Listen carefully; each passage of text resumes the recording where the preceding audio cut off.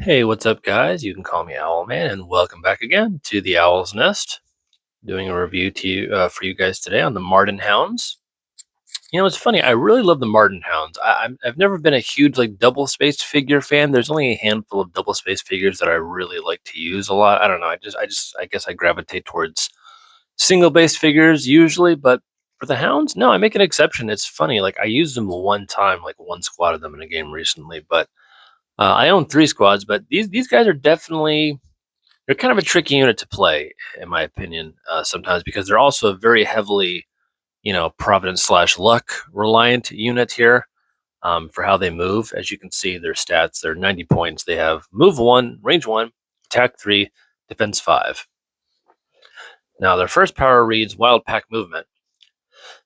Before moving, roll the 20-sided die. If you roll a 1 through 3, add 1 to the movement value of this card. Oof, that's only 2 movement. You do not want to roll a 1 through 3, people.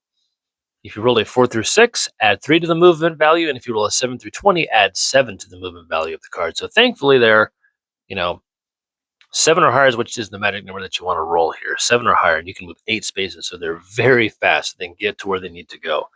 And on most competitive maps, they can really shine. Unfortunately, on a lot of casual maps, you got to be careful because double space figures can wind up getting kind of screwed. But for competitive maps, these guys can absolutely do really, really well or really, really bad. I've noticed in a lot of matches that I've watched online too. I have some experience running them. It's been a hot minute, like I've said, but their other power is Morrow Plague. After moving before attacking, you must roll the d20 once for each figure adjacent to any Marrden Hounds you control.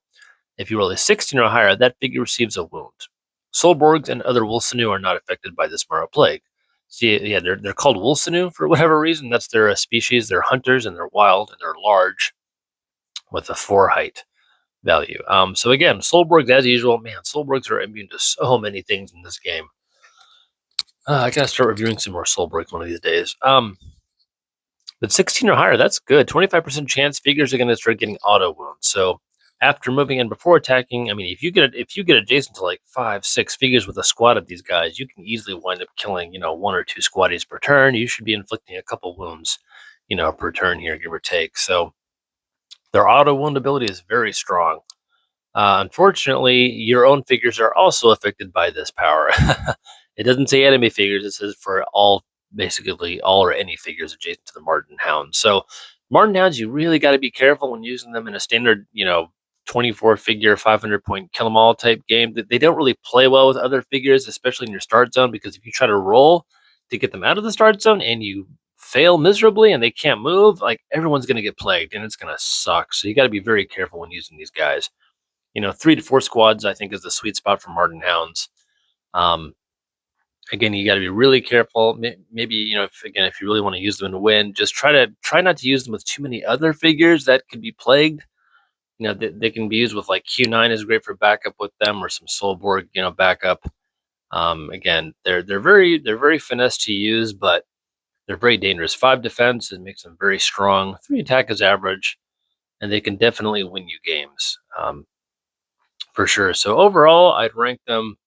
I'll give them a solid B plus for classic HeroScape rankings.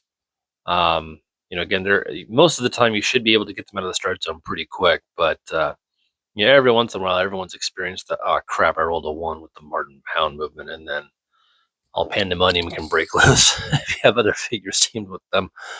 So yeah, sweet spot is, in my opinion, 3 to 4 squads. Again, they came out in Jander's Oath a number of years ago. They're pretty hard to find nowadays, but print and play is your best friend for proxies or oh gosh, what's the word? I'm sorry, I'm tongue tied here, guys, but you know what I mean. You can find them on eBay. You can get custom figures printed and stuff. So hopefully you guys can try them out. They're really fun to use, and man, do they look scary as heck. Yikes! I love the sculpts in these guys and the paint job too. So yeah, I rank them a B plus, and that's all I got for today, guys. I'll talk to you next time.